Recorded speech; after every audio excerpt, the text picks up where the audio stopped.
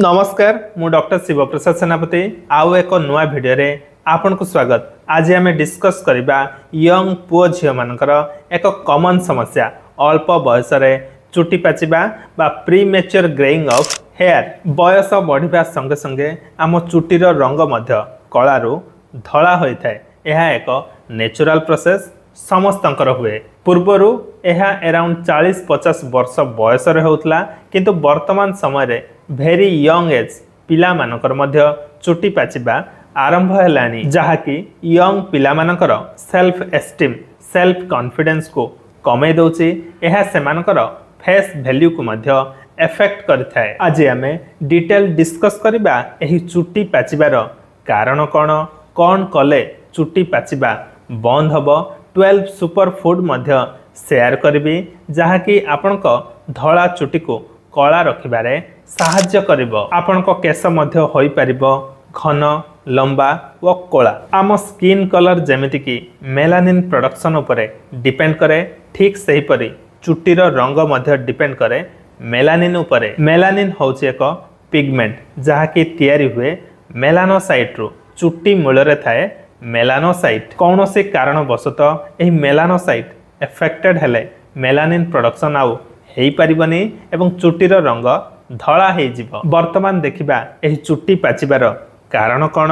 कारण जानिले एसबु कारण को आपण एवॉइड करिवे एवं चुटी पाचिबा मध्य बंद हबो। Number 1 and the most important होची मेंटल स्ट्रेस एवं depression, job pressure, study pressure एसबु होची चुटी पाचिबार एक मुख्य कारण। नंबर 2 सेडेंटरी लाइफस्टाइल, आधुनिक जीवन शैली। नंबर 3 किछि कांसरे आपनक जेनेटिक्स मध्य responsible.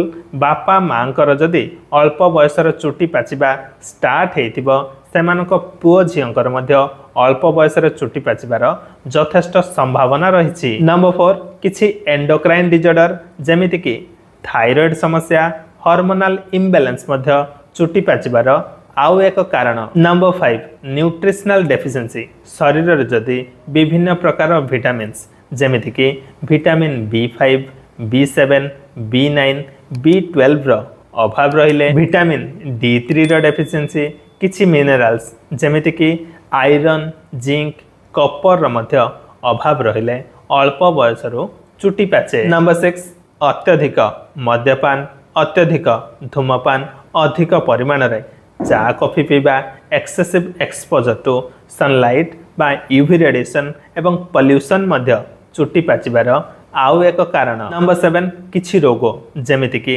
Cancer, typhoid, malaria, diabetes एसबु रोग मध्य चुटी पाचिबार आउ एक कारण। नंबर 8 निद्राहीनता बा स्लीपलेसनेस एवं राति रे ठीक से निद न हबा। वर्तमान समय रे अल्प बयसरु चुटी पाचिबार आउ एक इम्पोर्टेंट कारण हला अधिक परिमाण रे सेंटेड वाला हेयर ऑयल यूज करिबा, hair straightening, hair dryer use करिबा।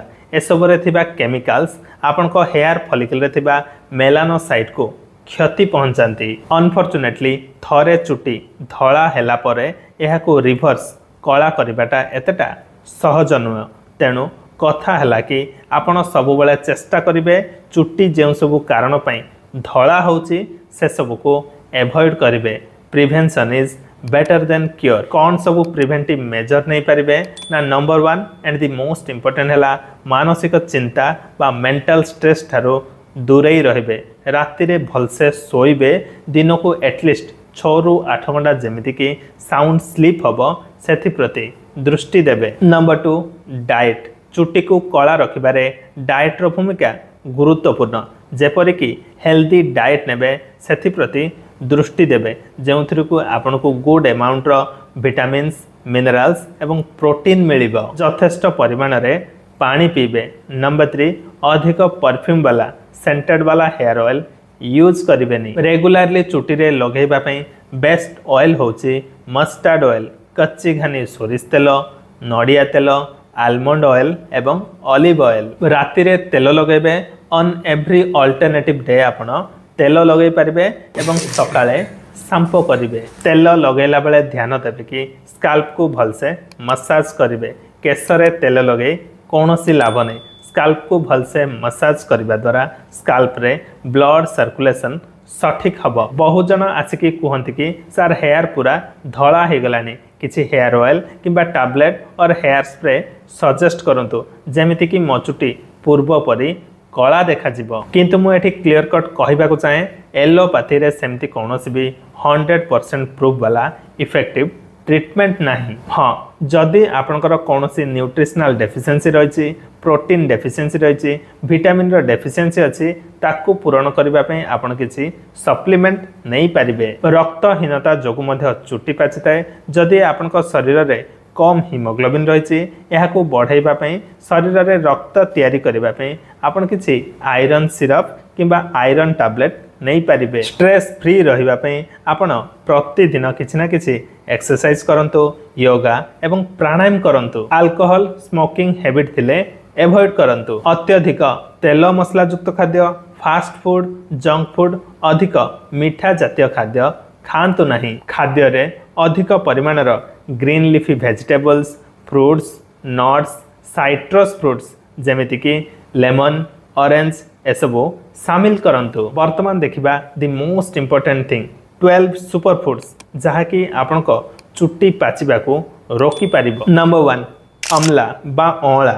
अमला रे गुड अमाउंट रो विटामिन सी एवं एंटीऑक्सीडेंट रही। यह कोलाजेन नामक एक प्रोटीन तैयारी रे सहाय्य करे जहाँकि हेयर फॉलिकल रे थिबा डेड सेल्स को बाहर करे एवं न्यू सेल तैयारी करे। नंबर 2 स्पिनेच बा पालंग साग जेउथिरे कि गुड अमाउंट रो विटामिन सी एवं विटामिन ई रही। नंबर 3 मशरूम जहाँकि प्रोटीन, जिंक एवं कपर रे भरपूर। एसबू मिनरल्स आपण को चुटी को हेल्दी रखती, कला करिबारे सहाय्य करती। नंबर 4 लेंटिल्स एवं डाली जातीय खाद्य चुटी को कला रखिबारे प्रोटीन रो भूमिका गुरुत्वपूर्ण।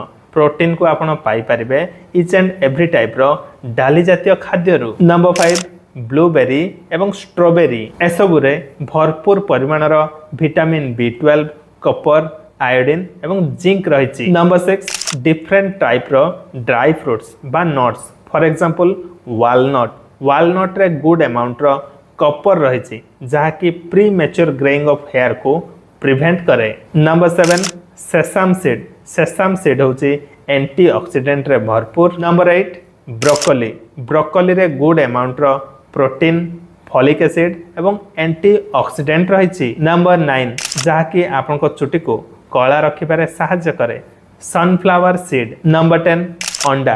अंडा रे मध्य गुड अमाउंट रो प्रोटीन सांग को विटामिन B12 रही जहाँकि premature greying of hair को प्रिवेंट करे। नंबर 11 फैटी फिश जहाँकि मध्य प्रोटीन रे भरपूर। नंबर 12 कदली जेउथिरे कि आयोडीन नामक मिनरल्स भरी रही। एसबू मिनरल्स आपण को चुटी को पाचिबा को दियंतिनी।